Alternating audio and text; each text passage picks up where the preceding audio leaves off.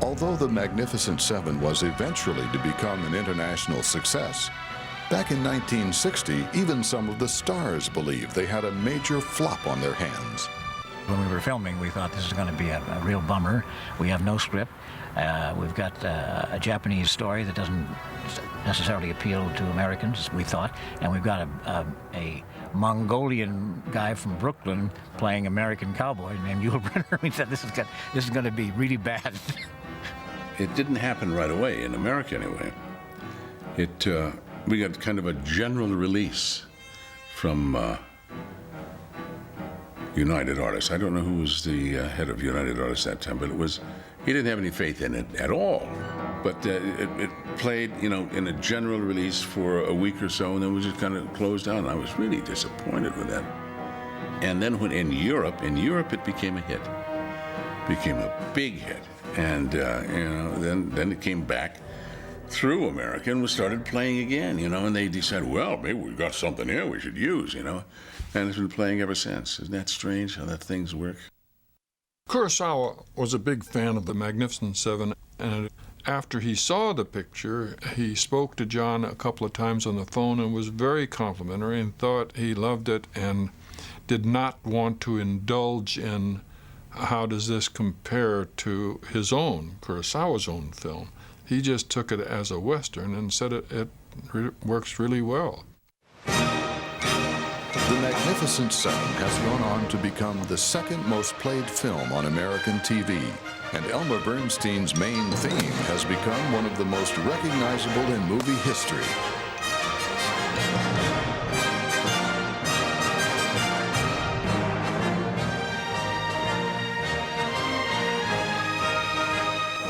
John suggested Elmer.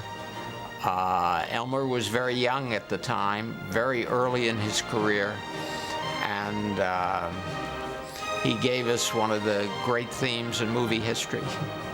I had, for many, many years, been interested in folk music, both American and Mexican folk music.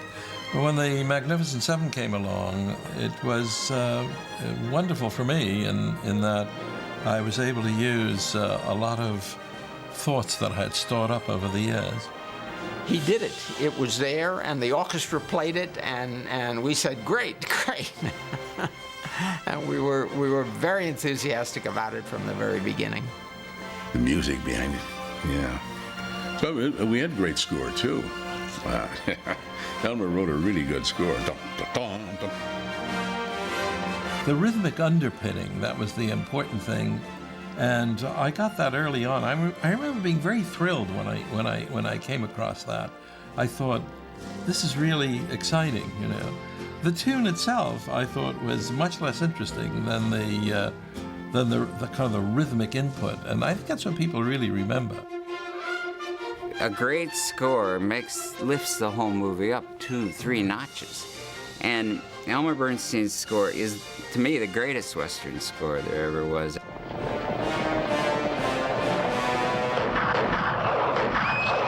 I once said to Elmer Bernstein, who wrote the music, I wish I'd heard the music at the beginning of the film. I would have ridden my horse better.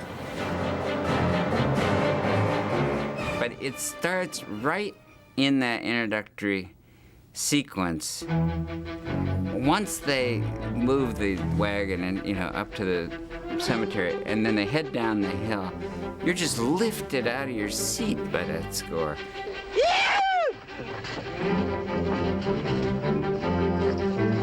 Boys, the drinks are on me.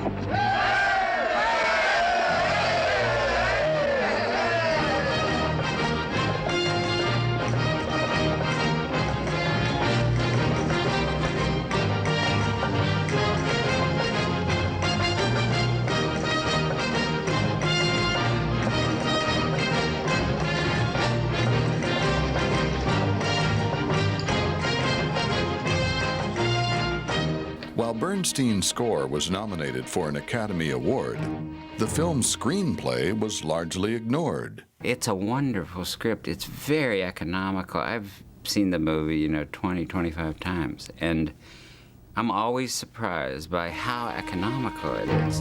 Hey! Hey! I'd like to buy you a drink. And your friend, too.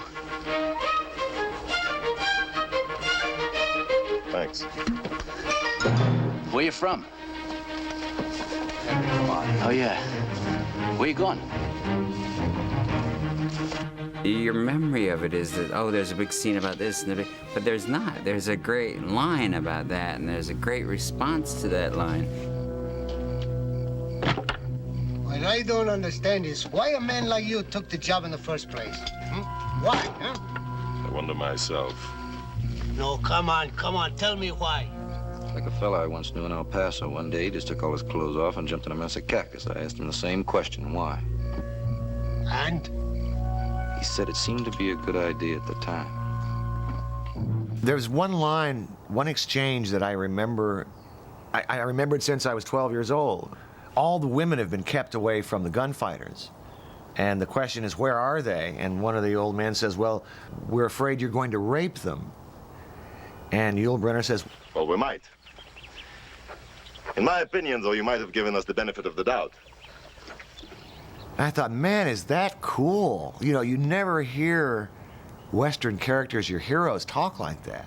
Hey, there's been a lot written about the who really deserves the credit, you know, and whether Walter Newman came in and what he did, probably a lot. Now, Walter Newman's version is really the version that we've all seen on the screen.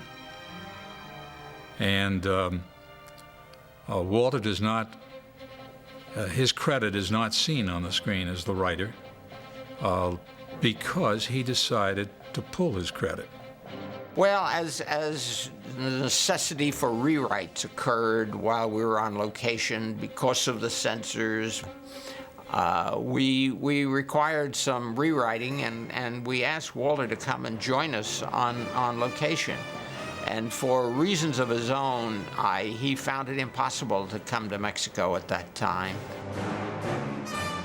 A new writer, William Roberts, joined the production in Mexico as a script doctor. Later, in arbitration with the Writers Guild, it was decided that Roberts had done enough to receive a co-writing credit on the movie.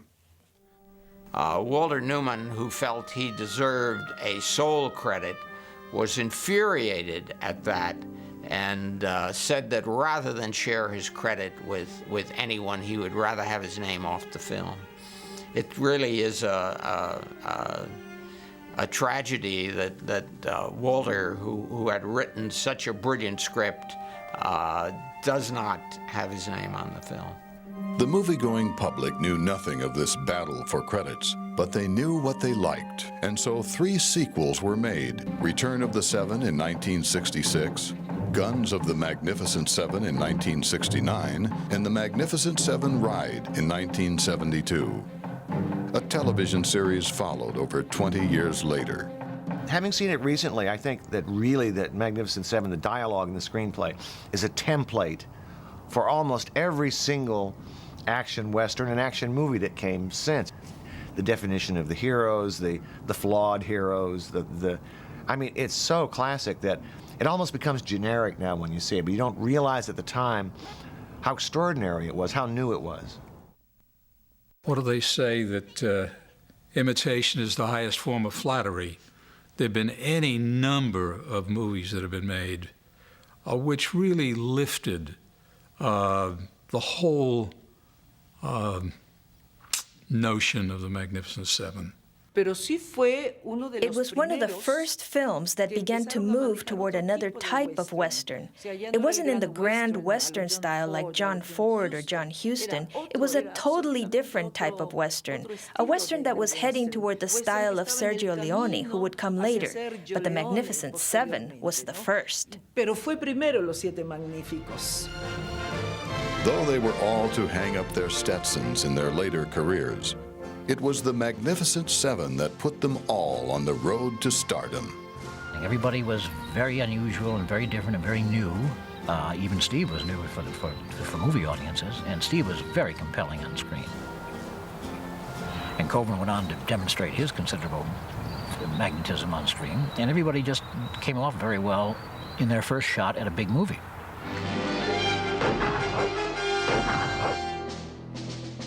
Some genre movies become transcendent because, like all movies, some magical combination of things happen. And in Magnificent Seven, you have a bunch of actors who were about to make a huge impression on the culture. Started to with this movie. One of the greatest scores ever.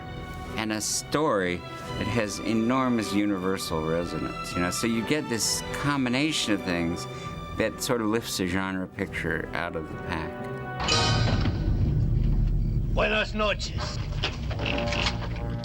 There's so many other Westerns that traded on action, and nobody seriously cared about the outcome of the movie.